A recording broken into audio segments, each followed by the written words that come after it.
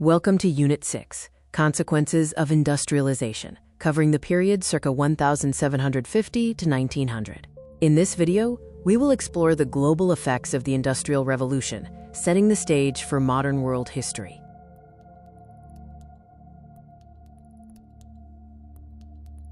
The big idea is that industrialization did more than just create factories.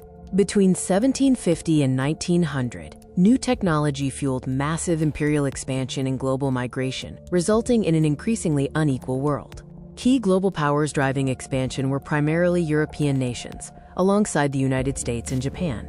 They leveraged industrial advantages in technology and weapons to extend control worldwide, conquering large territories. Economic motives for expansion included the insatiable need for raw materials like rubber, cotton, and copper, which colonies provided cheaply. Colonies also served as new captive markets for finished goods, after domestic markets became saturated. Political and ideological motives included establishing strategic power through naval bases and chokepoints like the Suez Canal. Ideologies such as the civilizing mission and social Darwinism were used to justify conquest and assert supposed racial superiority.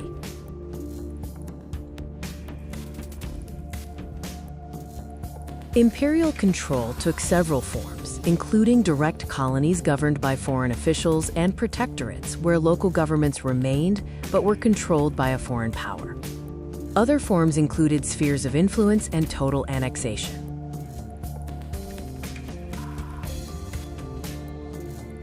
Indigenous populations responded to imperialism through various means. These included armed rebellion, negotiation using treaties to preserve autonomy, and adaptation, like adopting foreign weapons and tactics to defend their local culture.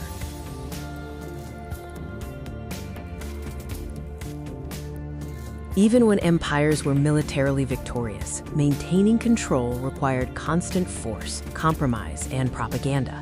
Resistance never fully disappeared. Economic imperialism refers to control exerted through capital and trade, rather than direct military rule. This involved using banks, debt, and trade deals to dominate, leading to the creation of export economies whose profits flowed outward. The cycle of economic dominance typically begins with industrial powers providing high-interest loans. This funding builds infrastructure for resource extraction, shifting local economies to cash crops, and ultimately leading to dependency and vulnerability to price swings. Global migration was driven by push factors like poverty, famine, and political instability. It was also driven by pull factors, such as the promise of wages and job opportunities in industrial centers and available land in settler colonies. As slavery declined, empires sought new forms of exploitable labor, leading to indentured servitude.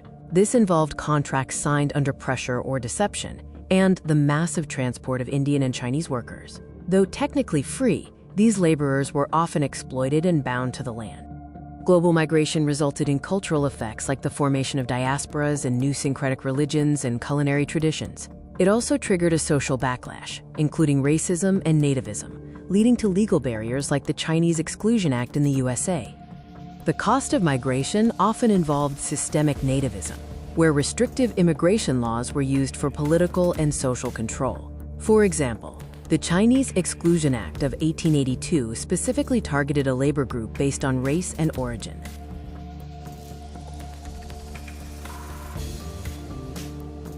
By 1900, the consequences of industrial power were clear: imperial rivalry, deep economic inequality, and massive human displacement. These enduring tensions would set the stage for the global conflicts covered in Unit 7.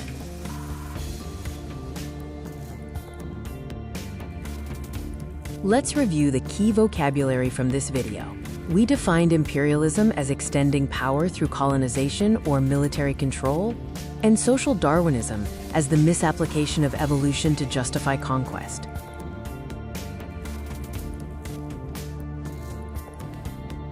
Other important terms included economic imperialism, which is control through investment and debt, and export economy, which is an economy highly reliant on exporting raw materials, making it vulnerable.